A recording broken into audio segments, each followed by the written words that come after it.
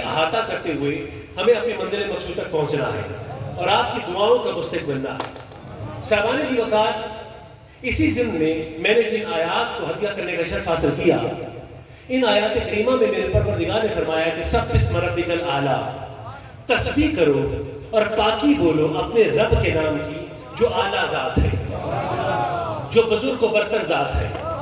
الذی خلق فسویٰ، اور یہ وہی اللہ ہے جس نے ہر چیز کو فسویٰ کے ساتھ خلق کیا، جس نے بڑے لوک پرک کے ساتھ خلق کیا اور بڑے ٹھیک ٹھیک انداز سے خلق کیا، اور جب خلق کر لیا تو ارشاد ہوا والذی قدر فہدیٰ، پھر اللہ وہ ہے جس نے ان تمام تخلیقات کی ہدایت کے لیے قدروں کا تعین کیا اور منزلوں کا تعین کیا۔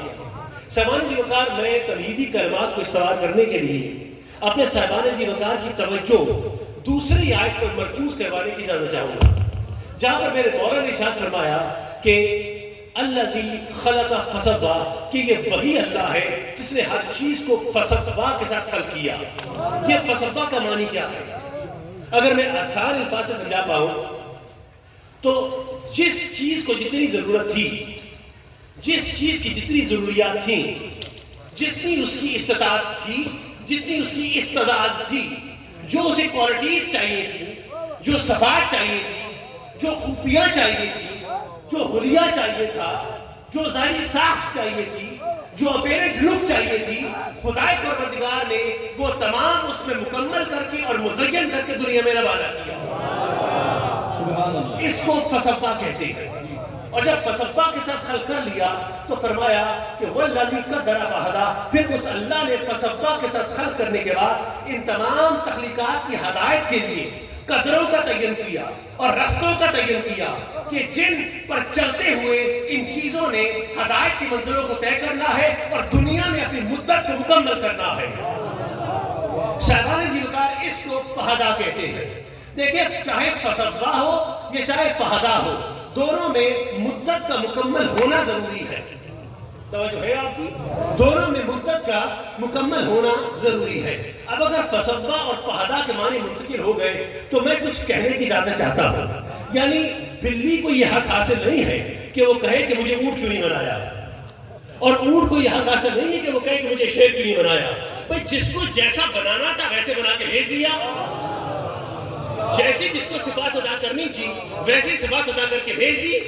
اور پھر کسی کو حق حاصل نہیں ہے کہ خدا پروردگار کے انداز خلقیت پر تنقید کرے، اور نہ کسی کو یہ حق حاصل ہے کہ خدا پروردگار کے انداز ہدایت پر تنقید کرے۔ یعنی بلی کو یہ حق حاصل نہیں ہے کہ وہ کہے کہ جس طرح سے ریگستان میں اونٹ قدم جما جما کے چلتا ہے اور لمبی مسافر طے کرتا ہے اور دور منزلوں تک جاتا ہے اور بغیر پانی کے رہ جاتا ہے، تو میں بھی اونٹ کی طرح انہیں رستوں پہ چلوں اور اسی منزل کا مسافر بنوں۔ نہیں، بلی کا اپنا رستہ ہے، بلی کی اپنی منزل ہے اور اونٹ کا اپنا رستہ ہے، اونٹ کی اپنی منزل ہے اور اونٹ کو حق حاصل نہیں ہے کہ کہے کہ جس طرح سے شیر کھلے میدانوں میں دھاڑتا ہے اور شکار پر جھپٹتا ہے اور جس طرح سے کھچار میں رہتا ہے اور جس طرح سے جنگل کا بادشاہ بن کے رہتا ہے، تو مجھے ریگستان کا جہاز بننا پسند نہیں ہے، مجھے جنگل کا بادشاہ بننا پسند ہے۔ تو کسی کو یہ حق حاصل نہیں ہے کہ وہ خدا پروردگار کے انداز خالقیت یا اس کے انداز ہدایت پر تنقید کرے۔ بھئی جیسے بنانا تھا بنا کے بھیج دیا، جو ہدایت کا رستہ متعین کرنا تھا کر دیا۔ توجہ ہے آپ کی؟ یعنی جس کو جانور بنانا تھا اس کو حیوان بنایا، اور جس کو اشرف المخلوقات بنانا تھا اسے انسان بنایا، اور پھر انسانوں میں جسے پیچھے کھڑا کرنا تھا اس کو مقتدی بنایا، اور جس کو آگے کھڑا کرنا تھا اس کو امام بنایا، اور پھر جس نے ولایت لینی تھی اس کو غوث بنایا، کتب بنایا، ابدال بنایا، زمانے کا ولی بنایا، اور جس نے یہ ولایتیں دینی تھی تو غدیر کے مقام میں اسے اولیاء کا امام بنایا۔ بھئی جس نے ہدایت لینی تھی اسے امتی بنایا، اور جس نے ہدایت دینی تھی اسے نبیوں کا امام بنایا۔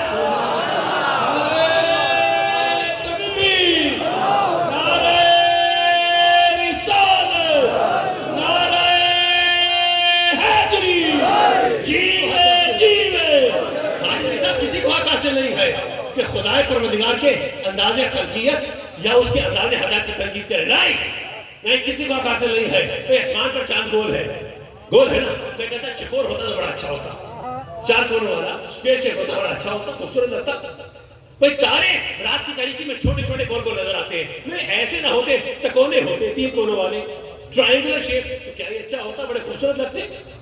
چاند چکور ہوتا اور تارے تکونے ہوتے تو بڑے اچھے لگتے. تو آپ کہیں گے شاہ صاحب آپ ہوتے کون ہیں؟ خدا کے انداز خلقیت پر تنقید کرنے والے آپ ہوتے کون ہیں؟ اور ساتھ میں خدا کے نظام ہدایت پہ بھی تنقید کروں، یعنی جس طرح سے سلسلہ لیل و نہار ہے اس پہ تنقید کروں. بھئی میں کہوں کہ ہمارا زمین جو ہے وہ سورج کے گرد گھومتی ہے، تو کیا یہ اچھا ہوتا کہ اگر سورج جو ہے وہ ہماری زمین کے گرد گھومتا تو بڑا اچھا ہوتا. تو جو ہے آپ کی یعنی یہ چاند ہماری زمین کے گرد گھومتا ہے، میں کہتا کیا یہ اچھا ہوتا اگر زمین چاند کے گرد گھومتی تو بڑا اچھا ہوتا. بھئی تارے رات کو نکلتے ہیں، اگر دن کو نکلتے تو بڑا اچھا ہوتا. بھئی سورج مشرق سے نہیں مغرب سے نکلتا تو بہت اچھا ہوتا. تو آپ مل کر میری جان کو آ جاؤ گے کہ آپ ہوتے کون ہیں؟ خدا کے نظام خلقیت اور اس کے نظام ہدایت پر تنقید کرنے والے آپ ہوتے کون ہیں؟ بھئی پتنگے کا کام ہے رات کی تاریکی سے روشنی کی طرف جانا، رات کی تاریکی سے سورج کی طرف جانا، یا رات کی تاریکی سے اجالے کی طرف جانا، یہ پتنگے کا کام ہے. اور جگنو کا کام ہے کہ رات کی تاریکی میں اپنے ہی نور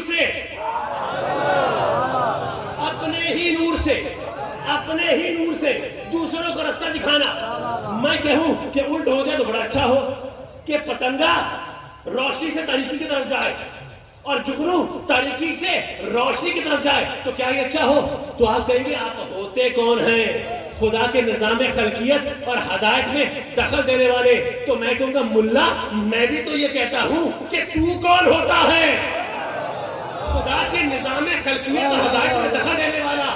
بھائی جس طرح پتنگے کا کام ہے اندھیرے سے روشنی کی طرف جانا اور جگنو کا کام ہے رات کی تاریکی میں اپنے ہی نور سے دوسروں کو رستہ دکھانا، تو ملا تو ہوتا کون ہے؟ خدا کے نظام ہدایت پر تنقید کرنے والا. بھئی جسے نور ہدایت کے پیچھے لگانا تھا اسے آدم اور اولاد آدم بنایا، اور جسے اپنا ہی نور دے کر سب کو اس نور کے پیچھے لگانا تھا اسے تمہارا میرا محمد